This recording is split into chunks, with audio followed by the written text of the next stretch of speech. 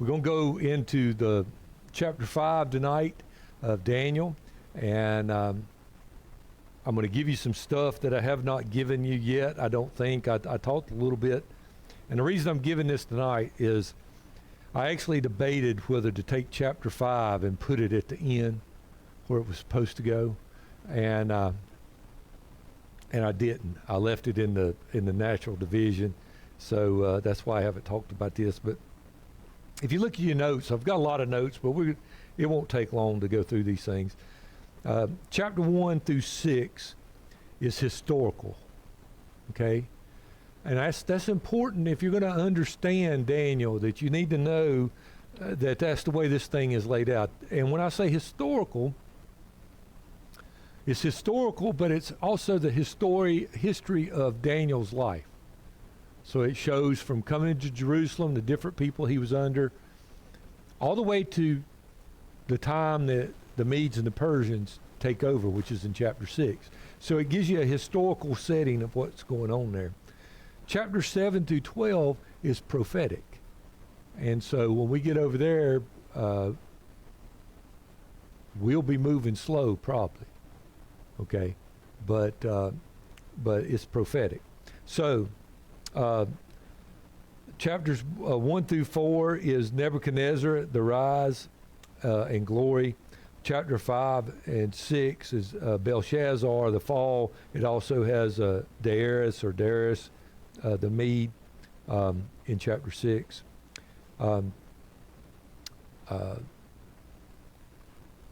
Chapter 7 and 8 is Belshazzar. And I want you to look at what I have right there.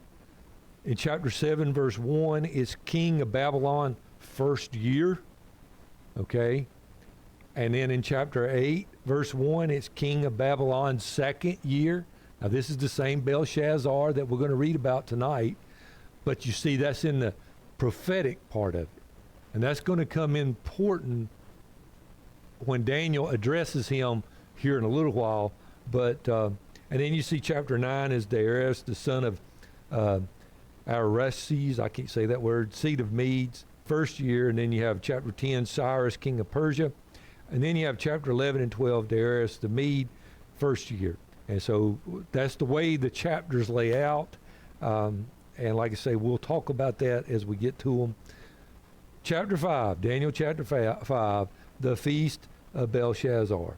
So let's just read a few verses of chapter 5, and then we'll come in and we'll talk about all these notes I got here, okay? Belshazzar, the king, made a great feast to 1,000 of his lords and drank wine before the 1,000. Belshazzar, while he tasted the wine, commanded to bring the gold and silver vessels which his father Nebuchadnezzar had taken out of the temple, which was in Jerusalem, that the king and his princes, his wives, and his concubines might drink therein.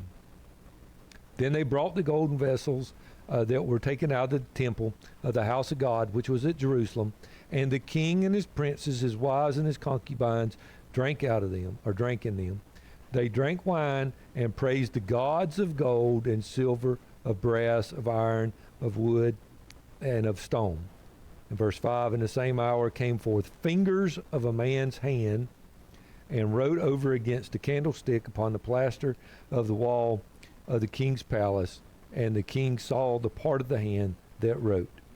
And then the king's countenance was changed, and his thoughts troubled him, so that his joints of his loins were loosened, and his knees smote one against the other. Okay, so let's stop there and let's talk about the things that we've just went through.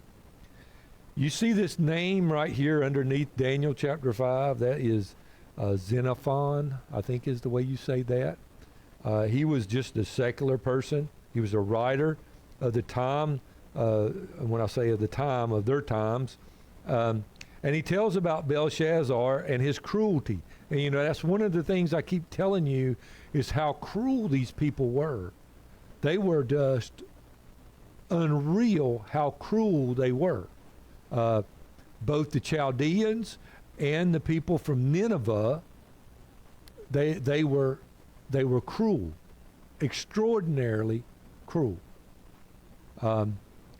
The Medes and the Persians were a little more tame, and y'all have heard me say this, the law of the Medes and the Persians. We'll talk about this later on. It cannot be changed, right? All right, well, they had a practice. If they caught you as a judge taking a bribe, they would skin you alive, and then they would upholster the judgment seat with your hide. So as you sat in judgment, you knew that what you was sitting on was somebody that wasn't honest. So you did your best to be honest. Okay? That's the cruelty these people had. All right? So anyway, Xenophon, he tells about Belshazzar. While hunting, one of his nobles shot an animal before Belshazzar had an opportunity to shoot the animal. So he just turns around and shoots the noble. If we're going to hunt, I'm going to show you I'm a better hunter than you. I'm going to hunt you. And so he just killed him right there for shooting the animal too quick. It is said in verse 1 that he had a feast for 1,000. And there's a lot of critics that, they didn't have 1,000 people there. But just to kind of give you some ideas about how many people these folks used to have around, there's those that take exception with that number, saying it's exaggerated. Actually, the LXX says that it was 2,000. It doubles the number.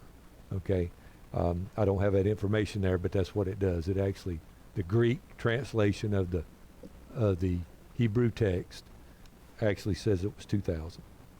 When we consider a Persian king provided daily food for 15,000 at his table, and we know that was a practice, like even with King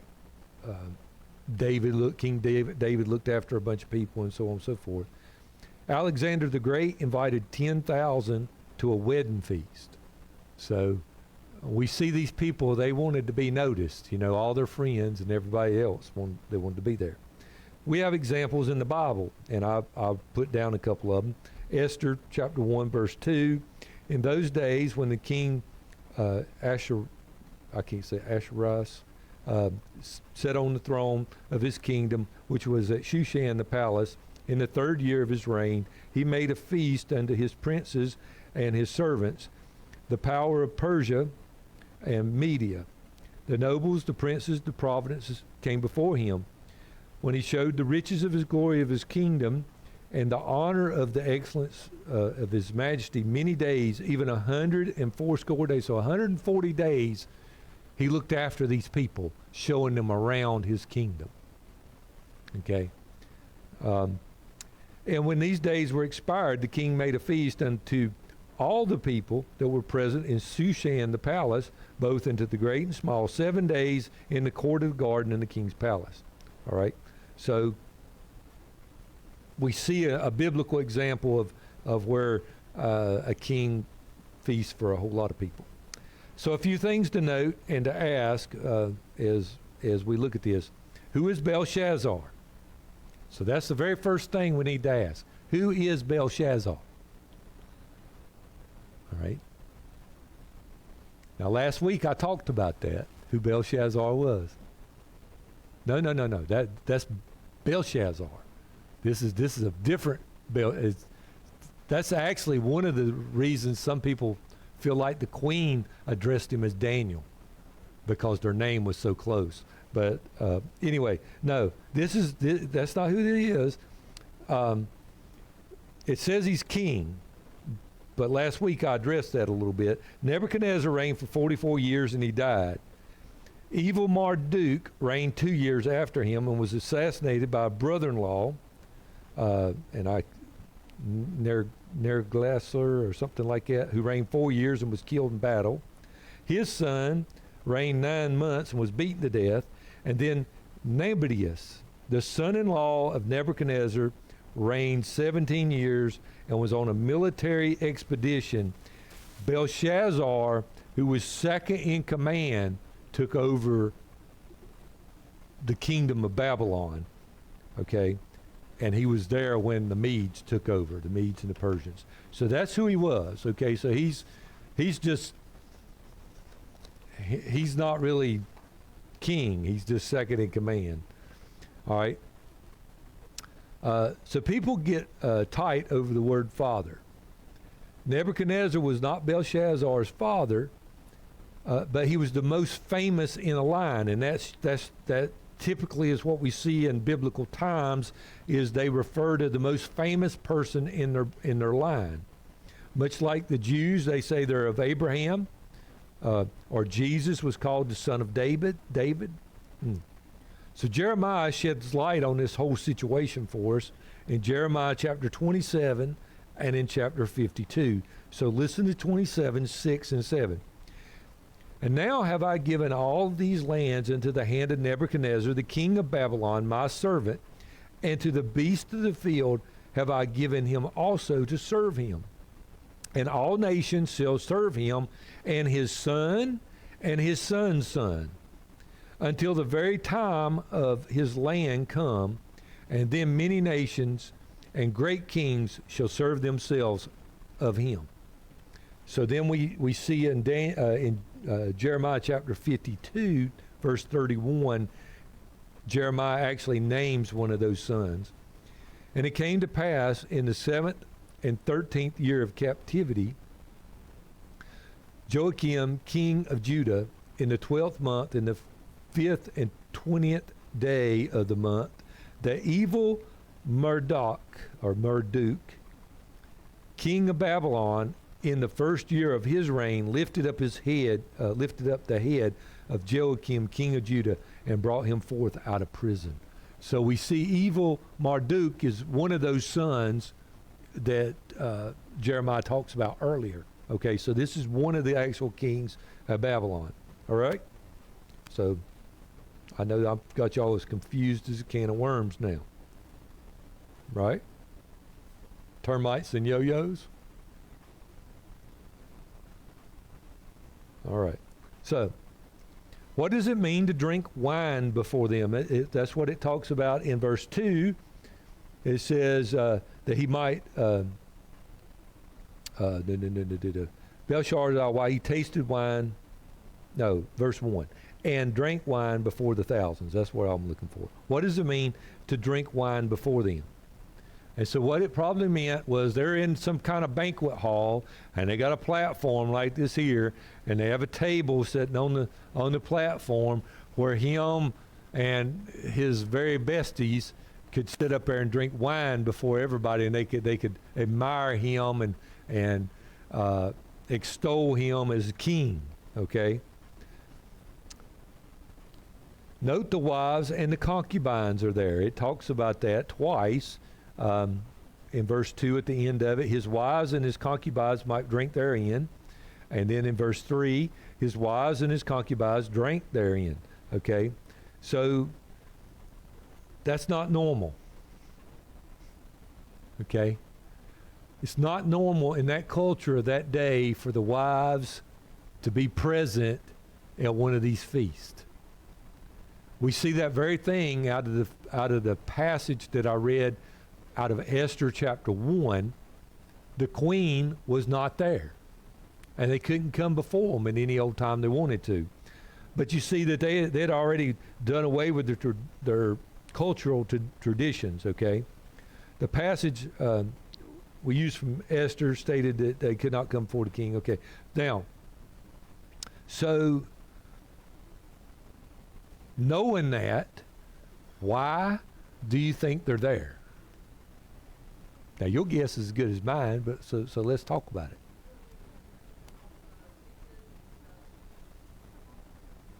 I believe so. I believe he just wanted as many people.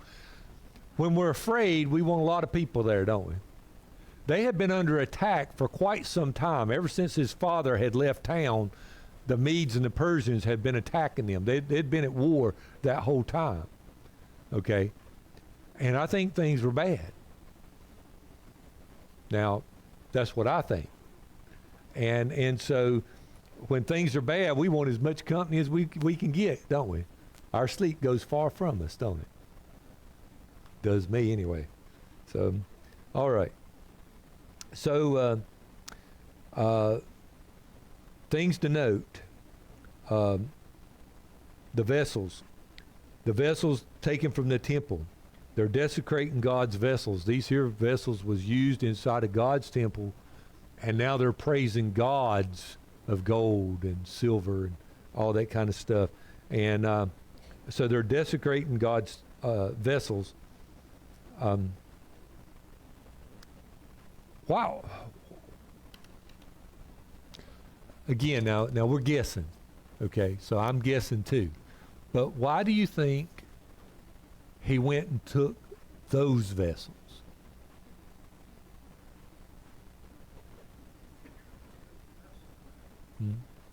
Well, why do you think he took those out of the house of their gods where Nebuchadnezzar had put them? Why do you think they brought them forth and started drinking out of them?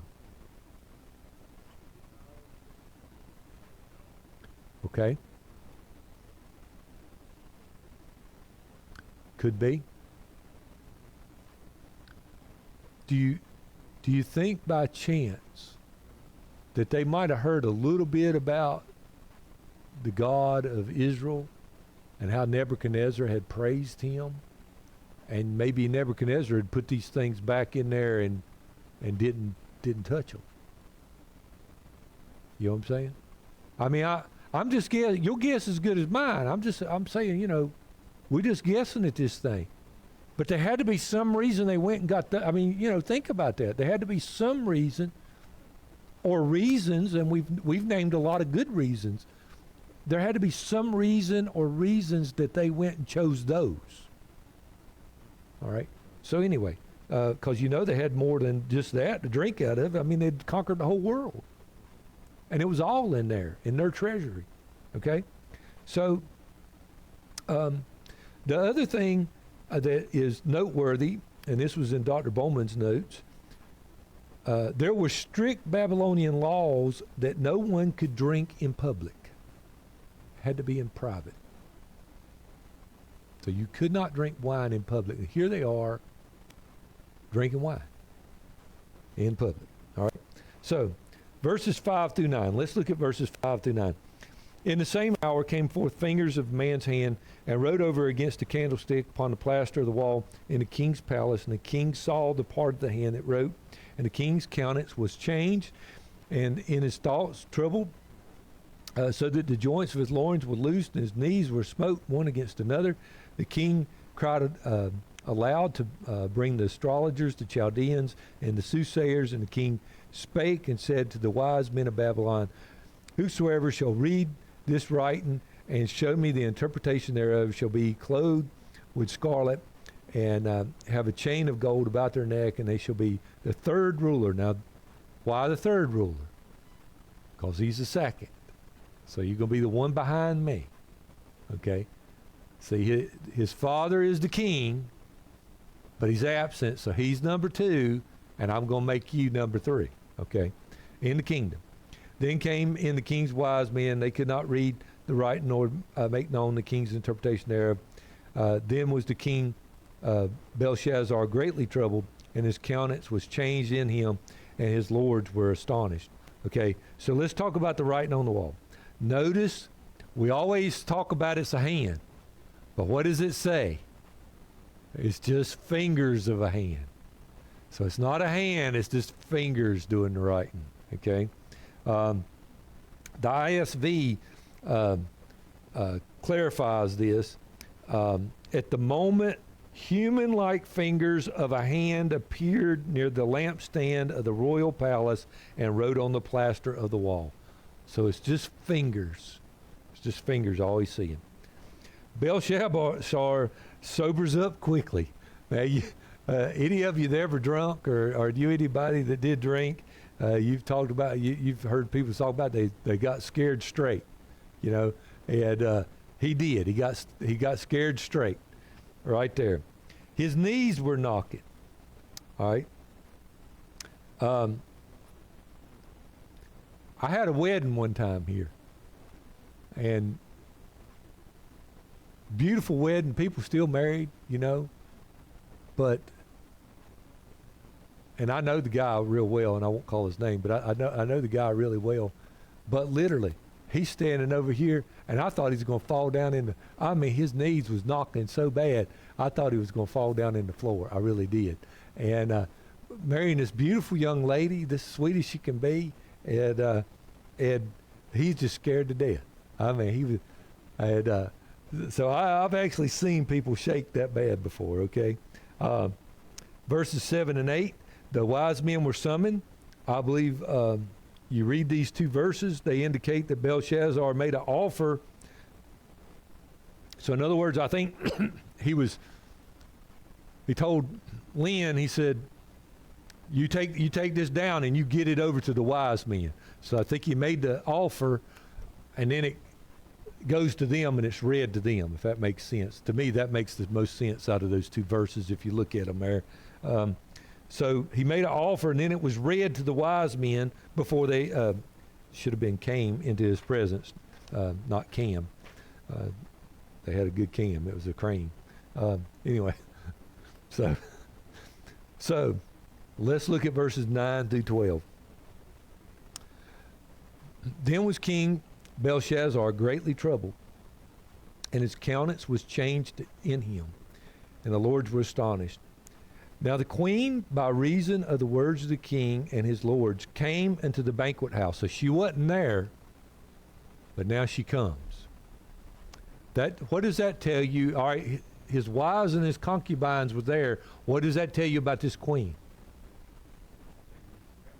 Yeah, it's not his wife. Okay, so it's somebody. It's somebody else. And yes, I agree with you. She came to the banquet house, and the queen spake unto him, O king, live forever. That's the normal address. Let not thy thoughts trouble thee, nor let thy countenance be changed. There is a man in thy kingdom in whom the spirit of the holy gods, and in the days of thy father, and light and understanding and wisdom, like the wisdom of the gods, was found in him, whom the king Nebuchadnezzar, thy father, the king, I say thy father, made master of the magicians, astrologers, Chaldeans, and soothsayers, for as much as an excellent spirit, knowledge, and understanding, interpretation of dreams, and showing of hard sentences, and dissolving of doubts, were found in the same Daniel, whom the king named Belshazzar. You see the difference there? And so I think that's why I think that could be one of the reasons that she is, because their names are so similar, but that's not why I think that is. But anyway, and now let Daniel be called, and he will show you the interpretation there. So the queen speaks. So who is the queen? I think it could be Nabonidus, I can't say his wife, because he's actually the king on campaign. Or better, I think it's probably Nebuchadnezzar's wife, and I think she's still living. Okay, I think that's why she knows Daniel's name. I prefer the latter because she is free to move and speak, so she's got some authority in the realm. Also, she speaks of Nebuchadnezzar and has firsthand information about his dreams. Last, she calls Daniel by his Hebrew name. And so I think that those reasons right there puts it to Nebuchadnezzar's wife. Okay? Now, is that who it is? I don't know, but it's definitely not Belshazzar's wife. Okay? So I can tell you that. So now we have 13 through 16. We have some fluff here when Daniel's called. Look at verses 13 through 16.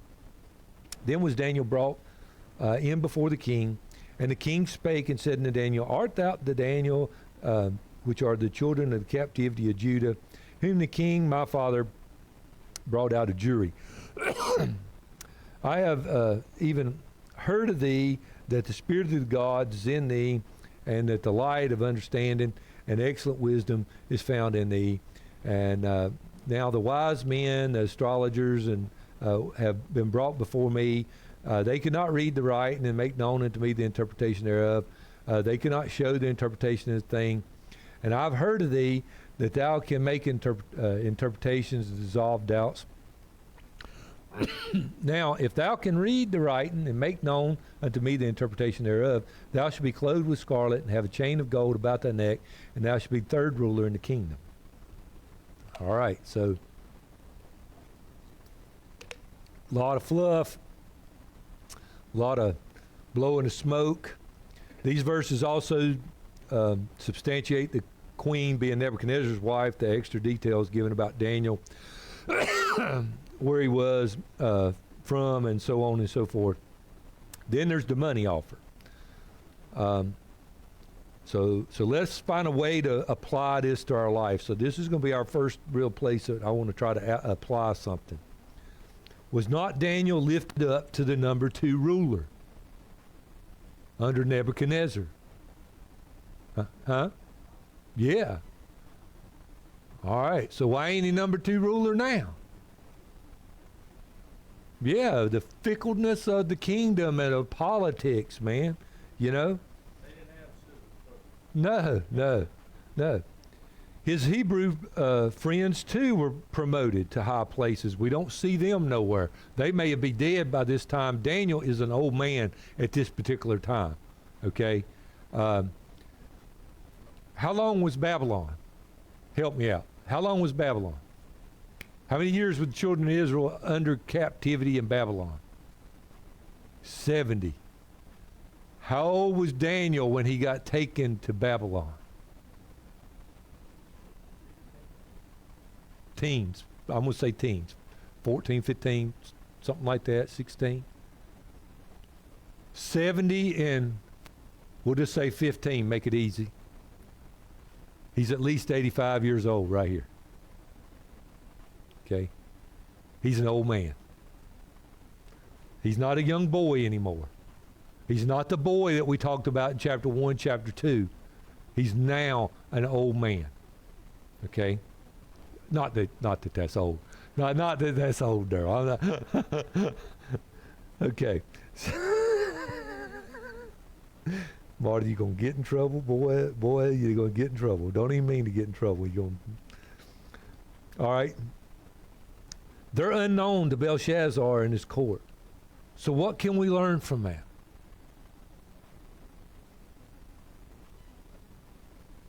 What can we learn from that? Yeah, not studying history. That's true. We need to study history. But what can we learn and practically apply to our life by what's happened right here? The Lord can use us at any time in our lifetime. Exactly. But people, they're not going to recognize our accomplishments. You know what I'm saying? You can work. I heard a preacher, one of the best sermons I ever heard towards preachers. It made me mad because they started charging to get it. And that just made me mad because I said, man, you have ruined your sermon. Okay? Because all preachers needed to hear that sermon. I just going to tell you. But he was talking about, he said, I went to this church in Houston, Texas, and he said, when I went there, he said, they were running about 800. And so my goal was to push it to 1,000. And so I got 1,000, and then I earned a PhD, and then I pushed it to 1,200, and then it was 1,500. He said, how many accomplishments is enough for me? You see. When we're accomplishing things for us, it's going to turn into dust, and we're going to be bitter, and we're going to just be mad about the way life treats us. But when we have a proper perspective that God puts up people and God takes down people and he promotes people, and he's the one we're working for. I don't care if we're making lots of money, if we got lots of people, if we got a small ministry, we got a small family, whatever it is, God's the one that we need to be pleasing. And Daniel's, we're getting ready to see that. Y'all got to hang with me. We're a little bit behind, but you got to hang with me here for just a minute, okay? Verses 17 through 24. Daniel's going to, he's going to decline the money. Then Daniel answered and said before the king, let thy gifts be to thyself, and give thy rewards to another, yet I will read the writing unto the king, and make known unto him the interpretation thereof. O king, the Most High God gave Nebuchadnezzar thy father. Well, you need to just kind of notarize that. Nebuchadnezzar thy father, a kingdom and majesty and glory and all. Daniel right here, he smacks Belshazzar right in the mouth. God gave your father a kingdom and majesty and glory. You don't even amount to him. You can't even carry his shoes to the pulpit. Okay, you know what I'm saying? That's what he's telling him. All right? And honor. Verse 19. And for the majesty that he gave him, all people, nations, and language trembled and feared before him. They're knocking down your wall as we're talking. They are the river Euphrates. I don't know if y'all read the notes from last week or not, but the river Euphrates run under the wall. And the Medes and the Persians dammed it up so they could walk under the wall with their army. That's how they came in. Okay? And so he's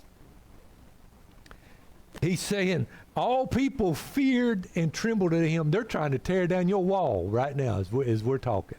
Okay? You ain't nothing compared to him. All right?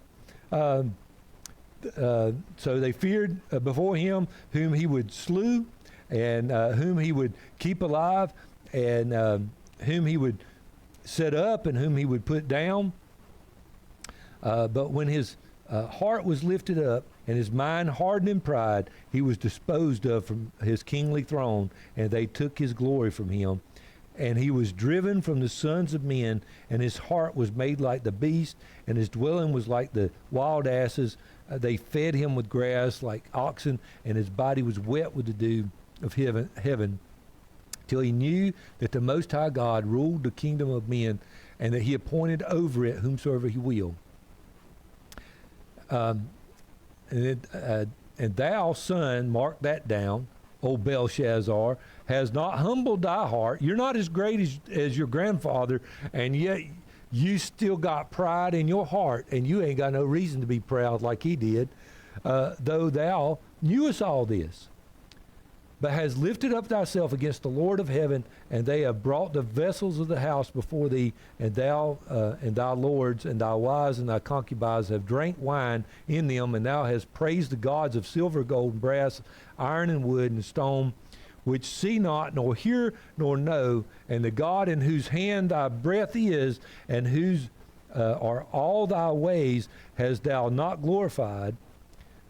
Then was the part of the hand sent from him, and the writing was written. So let's stop and let's talk about that part of it. He declines the money. Daniel declines the promotion. Why? I believe there's a few reasons. Daniel did not want him to think his gifts was going to change the message that he was going to give him. Daniel already knows that the kingdom has come to an end. The dreams in chapters 7 and 8 happened before this event. So if you go read chapters 7 and 8 tonight or tomorrow or sometime between now and next, you're going to see that Daniel already knows this kingdom's coming to an end. Okay? Daniel probably has found how fickle it is to be promoted. Did you notice how he said, and your grandfather, Nebuchadnezzar, promoted whom he would and put down whom he would? He was promoted in the kingdom, and now y'all have put him down, you know? So anyway, he didn't want his promotion. Dr. Bowman, I want you to really get a hold of this right here. We talked about this when we was walking today. Truth is to be proclaimed whether we are paid or not. An apostate preacher will not preach unless he's well paid. Okay? Now, let me put a little clarification on this. It takes money to travel. It takes money to live. The laborer's worth is higher. Okay, we ought to pay our preachers. We ought to pay the men that come in and minister to us if we bring somebody in for revival or whatever. But when we tell somebody, I believe the Lord's leading you to lead me to ask you to come preach revival, well, you know, I got to have $1,500 to come, and I need a motel room. I want a suite. I just can't hardly have one of them little rooms. I can't live in there. I get claustrophobic. I have to sit over and study and pray. And anytime they get telling you they got to pray, they ain't at home. I guarantee they over at the zoo or somewhere. Okay? And are y'all going to feed me? Are you going to rent me a car? You going to fly me in? I mean, for long you got $10,000 and this guy coming in. You know what I'm saying? I mean,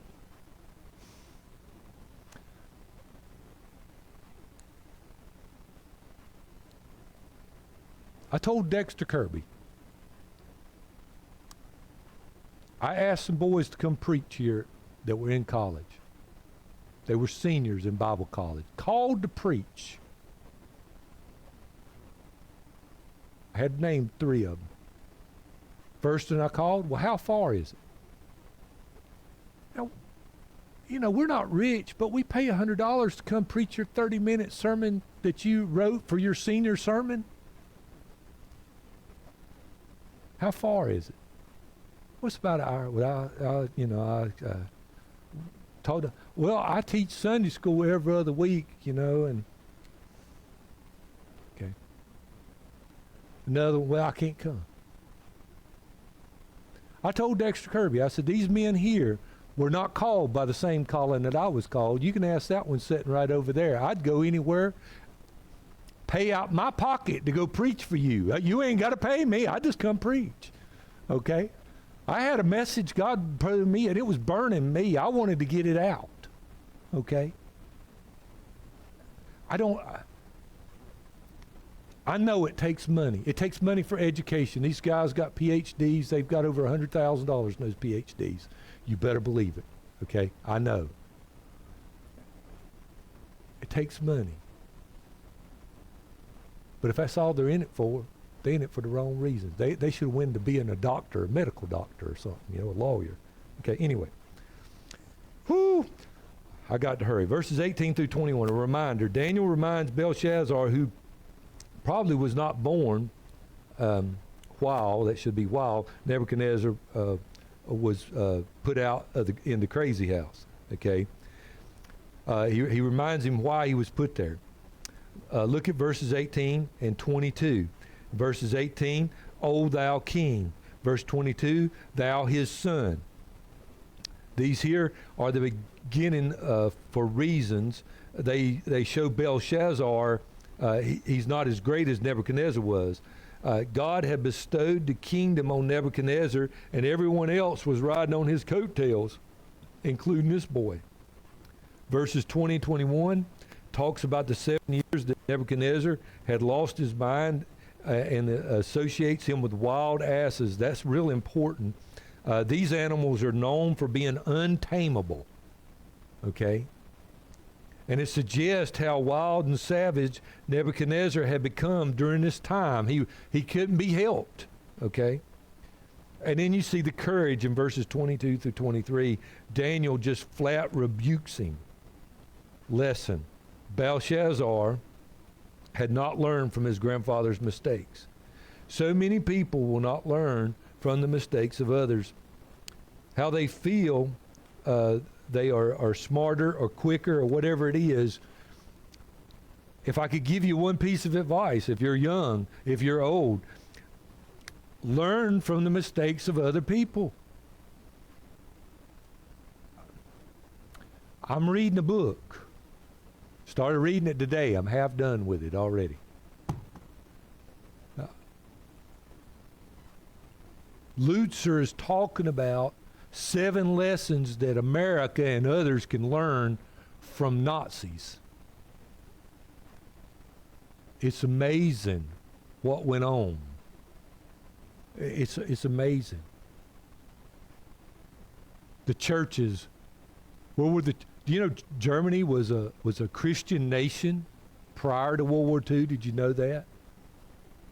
Lutheranism was huge over there.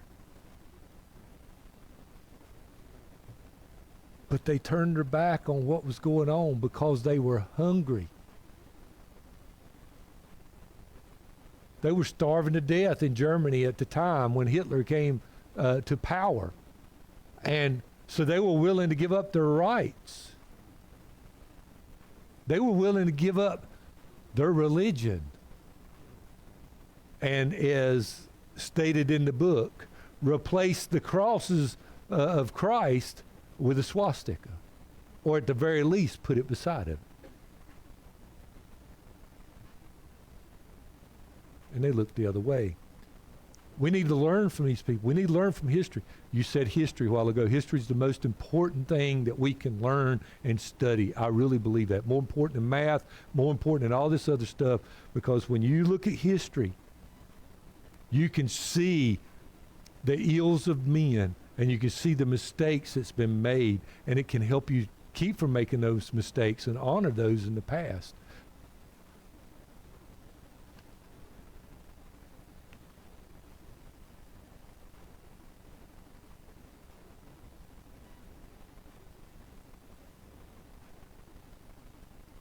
Right, right. Once he died, once he was gone, or well, there rose a king that knows not Joseph is the way it was put, and so they didn't know the history exactly. They didn't know the history. They should have known better than drinking out of water. I agree with you. Yeah, I agree with you. I agree with you, man. And so we see all that. So let's try to get all this done. Verses 23c to 24. So 23c,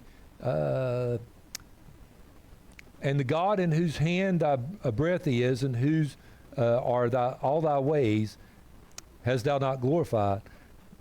Then was the part of the hand sent from him, and the right one was you saw, okay? The vessels you've been drinking from is the same God that sets up kings, and the one you offended, and like your grandfather, he sent you a personal message with his fingers. Okay? The message, verses 25 through 28. I'm not going to go read this. I'm going to read it from the notes here. There's a duplication. The many in the message that was on the wall is many, but in verse 25, and then he only translates one in verse 26. The duplication was for emphasis. Okay, the Babylonian king had a number of days, and they had ended, and that's what many meant. It was the end of days. Okay. Psalm 90, verse 12, so teach us to number our days that we may apply our hearts unto wisdom. Also in the word, it carries the idea of bringing to a close or a finish. Okay, so that's the idea that was going on in that word. Tinkle, the act of weighing. The Egyptians thought that Osiris, something like that, weighed the actions of the dead in a set of balances. Perhaps the Babylonians had a similar idea because the Bible talks about that same idea. Job 31 verse 6. Let me be weighed even in balance, that God may know my integrity. And then in Psalm 62 verse 9, surely men of low degree are vanity, and men of high degree are a lie. To be laid in the balance, they are altogether lighter than vanity. And impurities means division. You notice a different word here than in verse 25. In verse 25, it's euparins. I can't say that. You is the Hebrew conjunction that means and. And parsin, or parsin, is the plural of pares. It means division, so it is in the plural, it is divisions. Now, this is not equal parts for the Medes and the Persians, so it's not that they're dividing it in half, but it means to divide like to be destroyed. So your kingdom is being destroyed. Okay, it's been weighed in the balance, it's been found lacking, and it's come to an end, and it's going to be destroyed. So in then verse 29 through 31, we actually see the promotion of Daniel. The king comes through with what he told him, and then we see Darius the Mede takes the kingdom, being about 62 years old, so he's 62. 3 lessons and we'll be done. Babylonian Empire had a set number of days, chapter 5, verse 26. So will be the days of the Gentile impiety, and lawlessness. Daniel 9:24 talks about that. Jesus spoke about it in Matthew 24. And it's the Gentiles are treading underfoot until the days of the Gentiles are done, and this is the idea. We've only got so many days. What does that mean, folks? Time is running out. You exactly right. I'm listening for the trumpet. Okay? I'm listening for the shout. I believe that we're right on the precipice of the rapture of the church, and I believe our time is short. Second thing, Daniel and his work had been forgotten. Nations today have forgotten God and his prophecies and are sinning to their destruction. Psalm 2 and Jeremiah chapter 46 through 51 talks about that. Again, that's the name of this book, When a Nation Forgets God. Okay? So when a nation forgets God, it starts being destroyed from within. Because when you do away with God, then your absolute laws and your laws that come from a higher power, they no longer exist. It only is the person with the loudest voice or the most power makes the laws now. Now they're God. I just got through reading a section in there that was talking about our gods are behind our laws. So I'll read that to you sometime. But anyway, then the third thing, chapter 5 is a transition chapter from the head of the image, not from the head of the image to the breast and the arms. So you remember the image, the head of what? Shoulders and arms of what? Silver. So now we're seeing a transition from the head, which is you, O King Nebuchadnezzar, to the silver, which is going to be the Medes and the Persians. Okay? God's word is accurate, and it will be fulfilled. Okay? I'm going to show you something when we get over to Daniel, and he's I actually just saw it today as I was reading. When we get over where he's praying, his 70 years is over with. But after his 70 years is over with, he finally understands what Jeremiah was saying. There was 70 years appointed to them. Okay? And that's the way prophecy is a lot of times.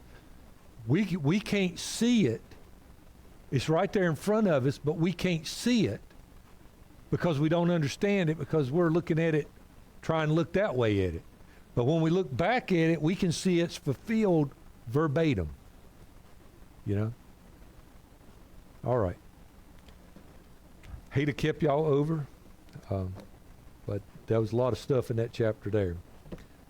Let's pray. Heavenly Father, Lord God, we want to thank you for this day.